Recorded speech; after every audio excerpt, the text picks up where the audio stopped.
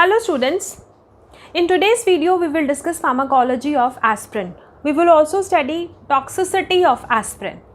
Aspirin is acetyl salicylic acid. Aspirin is a non-steroidal anti-inflammatory drug, in short ANSAID. Aspirin reduces inflammation, pain and fever.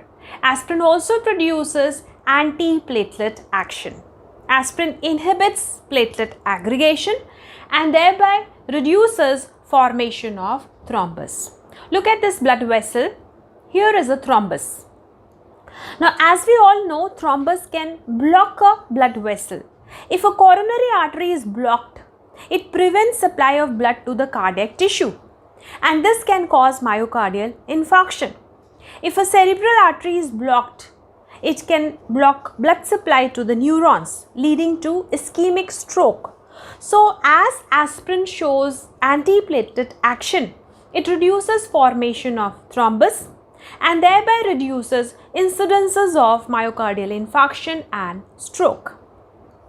Now, very important to remember that none of other non-steroidal anti-inflammatory drugs show this antiplatelet action. This antiplatelet action is shown only by aspirin. Now, very important to understand that aspirin produces anti-inflammatory, analgesic and antipyretic action by blocking synthesis of prostaglandins. Now, in addition to this, aspirin also produces antiplatelet action by blocking the synthesis of thromboxane A2 by the platelets. Now, before discussing mechanism of action of aspirin, let's understand the synthesis of prostaglandins and thromboxane A2. Now, every cell has a cell membrane made up of phospholipids. Activation of the enzyme phospholipase A2 by chemical or mechanical stimuli hydrolyze cell membrane phospholipids. This releases arachidonic acid. Now, this arachidonic acid acts by two pathways.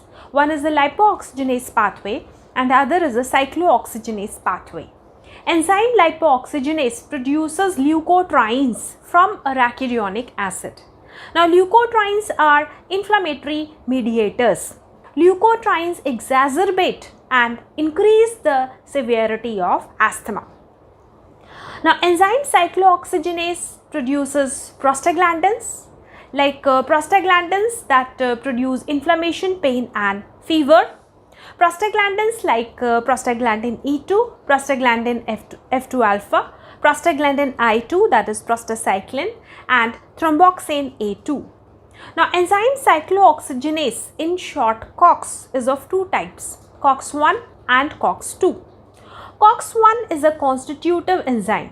Now, as the name suggests, COX-1 is a constituent of a cell. It is present all the times in a cell. COX-1 mainly produces physiological prostaglandins, very essential for the body.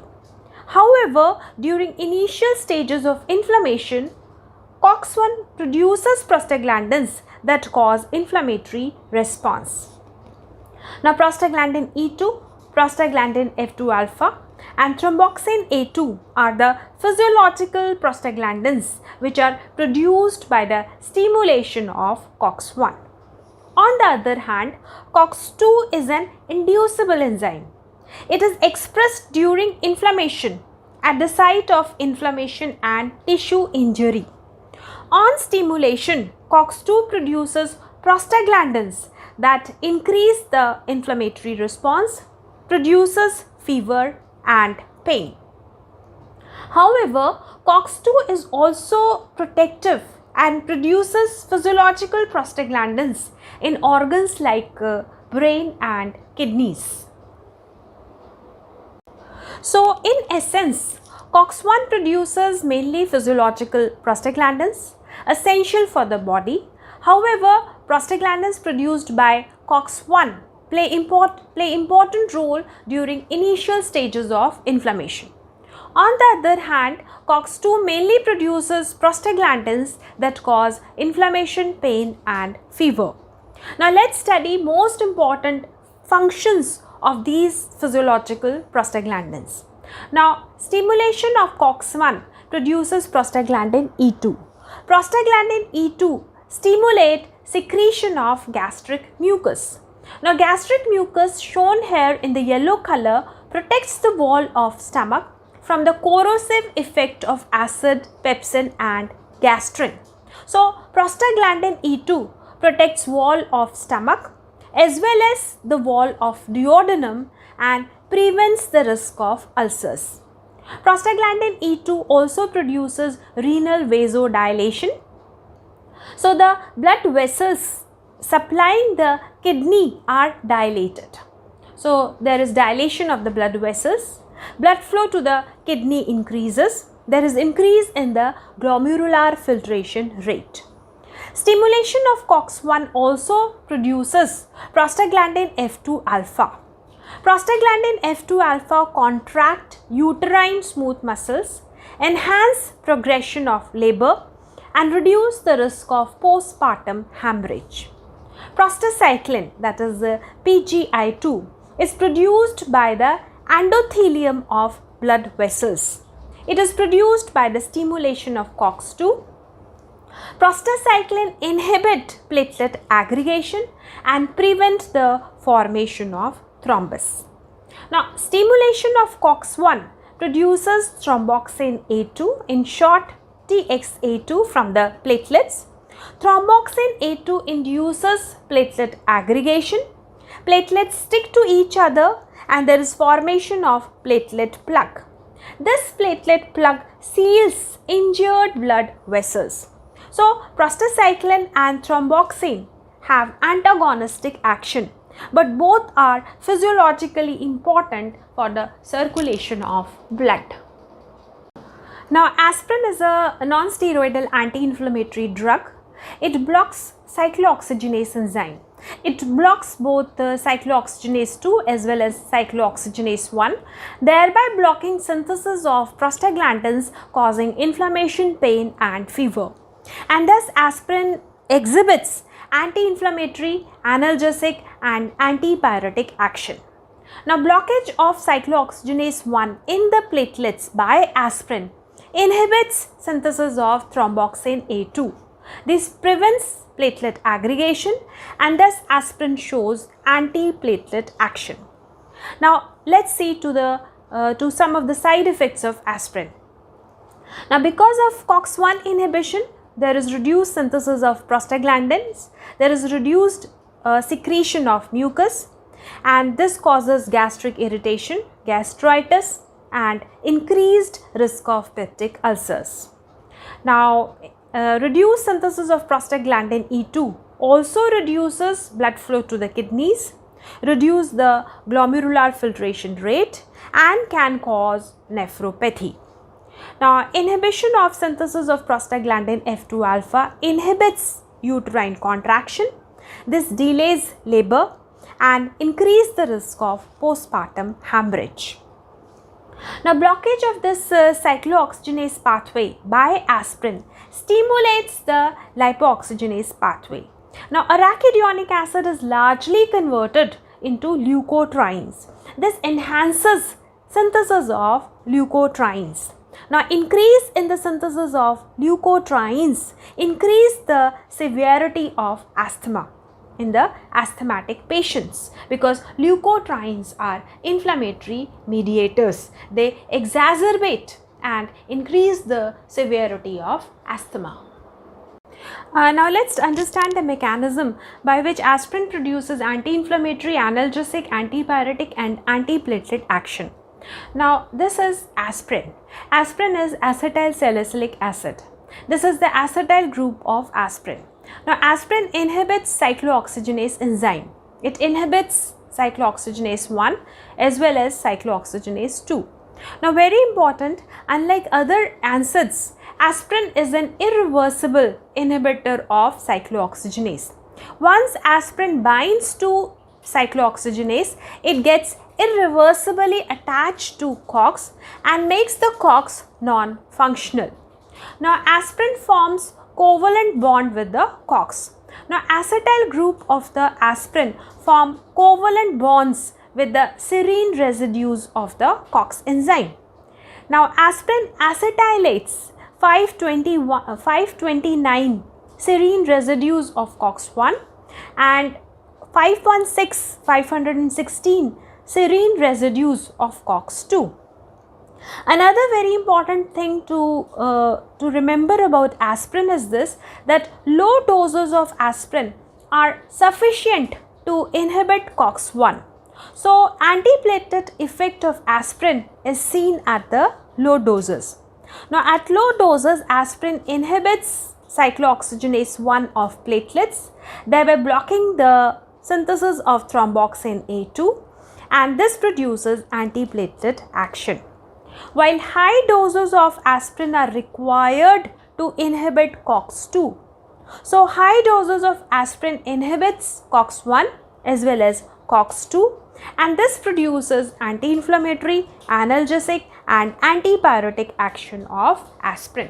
So, aspirin produces antiplatelet action at low doses, and at high doses it produces anti-inflammatory, analgesic and antipyretic action.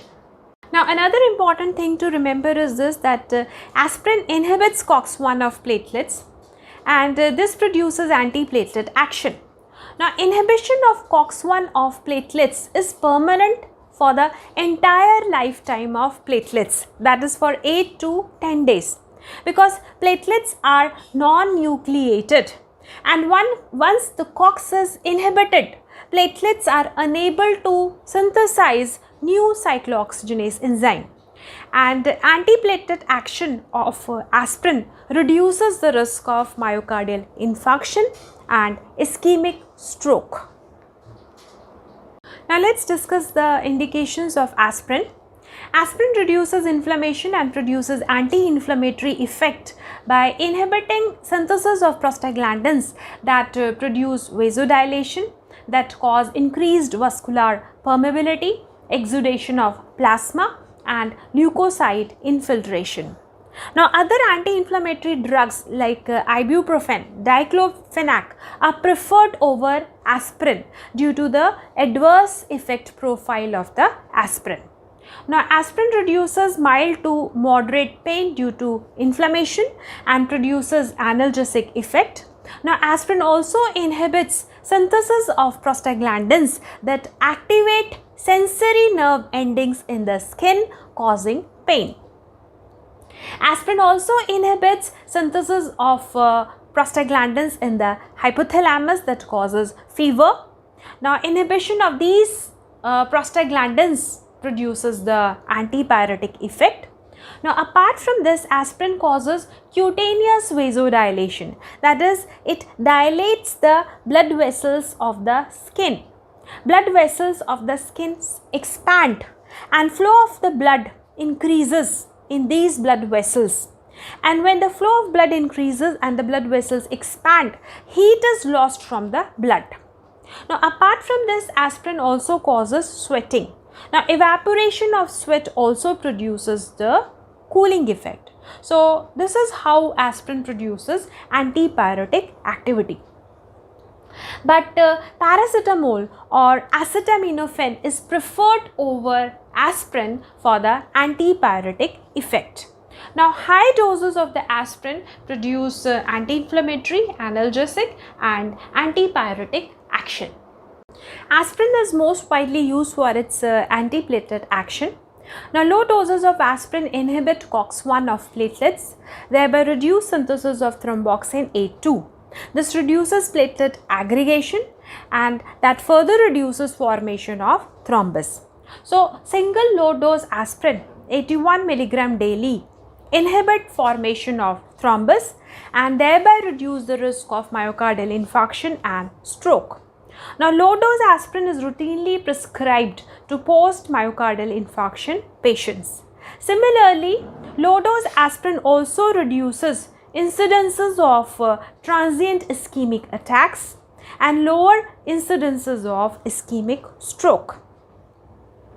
Now, aspirin is also found to be useful in dysmenorrhea. Now, by reducing synthesis of uterine prostaglandins, aspirin provides relief in menstrual pain. Now, aspirin is also useful in acute rheumatic fever. Now, acute rheumatic fever with inflammation and joint pain is also relieved by aspirin. Now, aspirin is also useful in reducing pain and inflammation of rheumatoid arthritis, and it reduces the pain associated with osteoarthritis.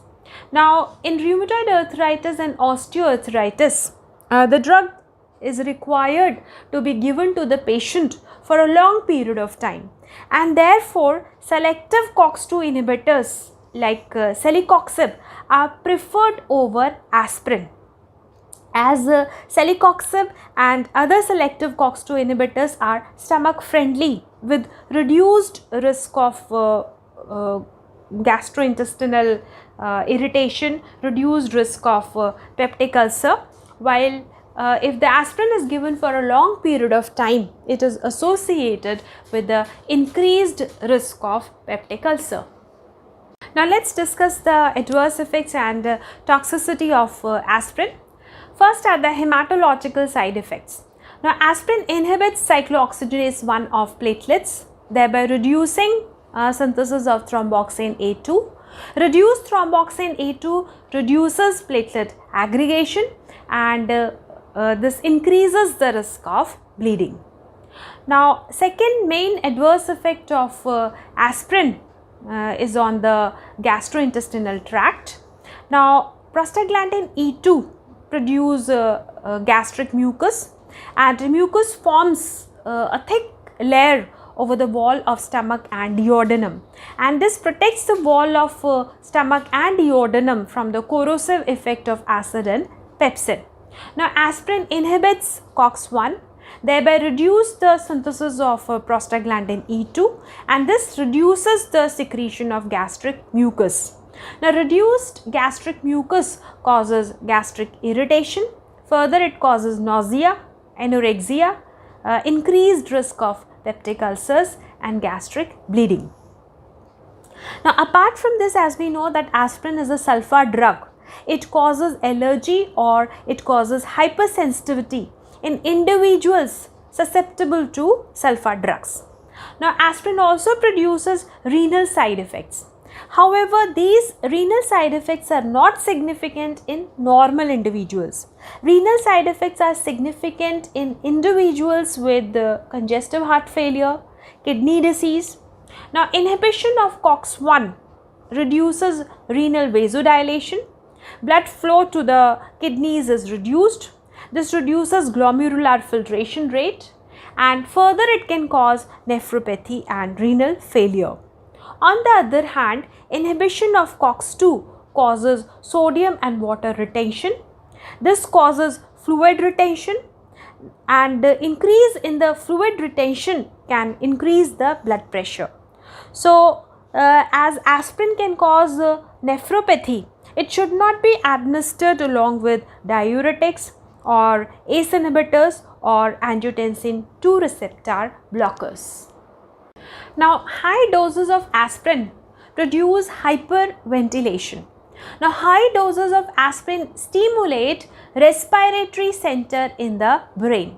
So, this causes respiratory stimulation, and respiratory stimulation further causes tachypnea, that is abnormally rapid breathing, and this results in the shortness of breath, and the person is unable to take a full deep breath, and because of the shortness of the breath, there is excessive washing of the carbon dioxide. That means excessive carbon dioxide is exhaled.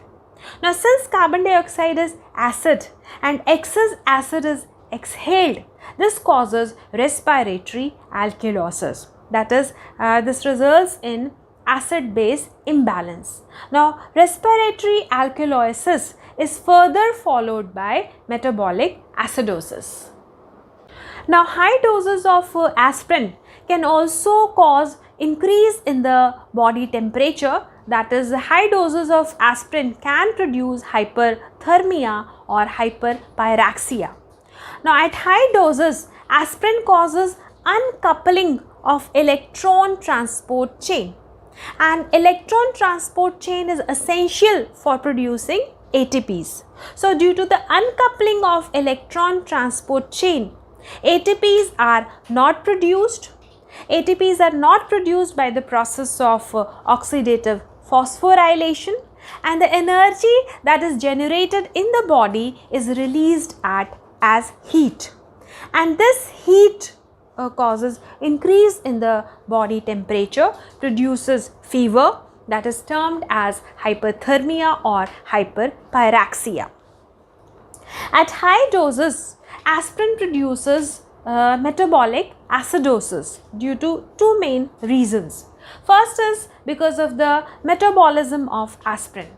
Now, because of the metabolism of aspirin, sulfuric acid, phosphoric acid, they are produced, and these sulfuric and phosphoric acid, they are not excreted due to nephropathy, and excess or high doses of aspirin causes increased production of sulfuric acid, increased production of phosphoric acid, and these are accumulated in the body as these are not excreted. Secondly, as ATPs are not produced by oxidative phosphorylation, body tries to produce ATP by anaerobic glycolysis, and this produces lactic acid. So accumulation of these acids produce metabolic acidosis. So this further causes acid-base imbalance. Now the use of aspirin in children with viral fever can cause inflammation of liver and brain. That is, in children with viral fever, aspirin can cause Rey syndrome, and Rey syndrome is characterized by hepatic encephalopathy. So aspirin is contraindicated in children with viral infection. Now very high doses of aspirin produce salicylate poisoning. It can be acute salicylate poisoning or it can be chronic salicylate poisoning. Now manifestations of salicylate poisoning are tinnitus, that is ringing in the ear, nausea and vomiting, abdominal pain, then hyperventilation as we have discussed. Then it can cause symptoms like drowsiness, fatigue, stupor, and these symptoms of drowsiness, fatigue and stupor are caused because of metabolic acidosis. Now use of aspirin, high dose aspirin can also cause hyperpyraxia. So these are the manifestations of salicylate poisoning. Now use of aspirin should be avoided in pregnancy and also in breastfeeding women. Now apart from this, aspirin can also cause non-cardiogenic pulmonary edema which can be fatal. So this is in brief on the pharmacology and toxicity of aspirin. Please note that the information provided in this video is meant for the students. Kindly consult your physician for the use of high as well as low doses of aspirin. If you find the video useful, kindly like, subscribe and share this video. Thanks for watching this video.